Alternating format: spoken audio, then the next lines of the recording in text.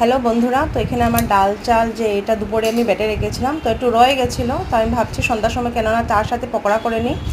আর ডাল আর সাথে আমি একটু চালও বেটে রেখেছি, ঠিক আছে। দুপুরে আমি ডালের বড়া করে সবজি করেছিলাম, তো রয়ে গেছিলো।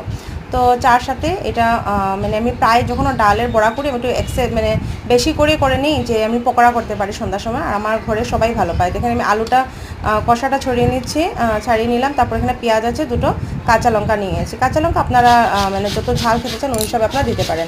তারপরে এইখানে আমি আলুটা গ্রেট করে নিচ্ছি। হ্যাঁ, আলু না দিলেও চলে, কিন্তু আলুটা দিলে বেশ ভালো লাগে। আর আলুটা না আমি গ্রেট করে যে জলটাকে ভালো করে মানে চিপে তারপরে দিচ্ছি, নাহলে এটা ভালো করে মিক্স আপ হবে না। আর ডালটা যেহেতু আমি এক্সট্রা কিছু মিক্সড করছি না, বেসন টেসন, তো এখানে জল জল হয়ে যাবে, ঠিক আছে। আর চালটা এখানে বেটে রেখেছিলাম আমি। আর এখানে আমি একটু পেঁয়াজ কুচি কুচি করে দিয়ে দেবো। পেঁয়াজ না দিলে তো টেস্ট আসবেই না। তো পেঁয়াজ এখানে একটা পেঁয়াজ দিয়েছি আমি, যেহেতু এত খুব বেশি ডালও ছিল না এখানে, ঠিক আছে। আর আমি দুটো কাঁচা লঙ্কা দিয়েছি এখানে, এত ভালো লাগে খেতে। তো পেঁয়াজটা এখানে মিক্সড করে দেবো, আর সাথে দিয়ে দেবো কাঁচা লঙ্কা। তারপরে এখানে অল্প আমি হলুদ দিয়েছি, বেশি মশলা কিচ্ছু আমি মশলা দেইনি।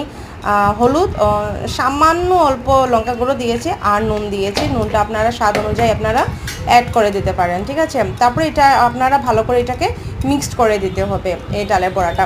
আপনারা কোনো সময় এটা ঘরে বানিয়ে দেখবেন, দারুণ লাগে খেতে আর কি। যখনও ডাল, আর এটা মসুর ডাল, হ্যাঁ।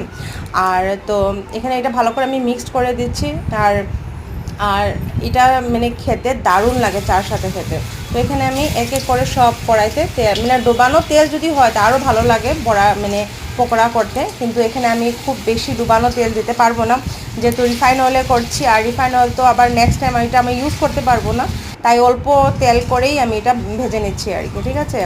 আর আপনারা যেরকম তেলে পারেন আপনারা করতে পারেন আর কি, ঠিক আছে। মাস্টার্ড অয়েলও করতে পারেন।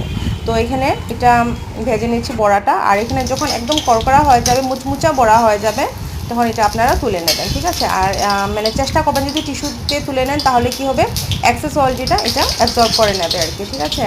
তো এটা আমার সন্ধ্যার ছিল চার সাথে আর কি।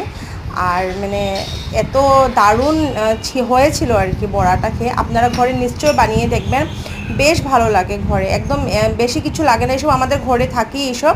আপনারা প্রায় চার সাথে এরকম বানিয়ে খেতে পারেন, বাচ্চারাও খেতে পারবে। আর দারুণ টেস্ট হয়েছিল। কেরম হয়েছে আমার ভিডিওটা নিশ্চয়ই বলবেন, লাইক সাবস্ক্রাইব করবেন।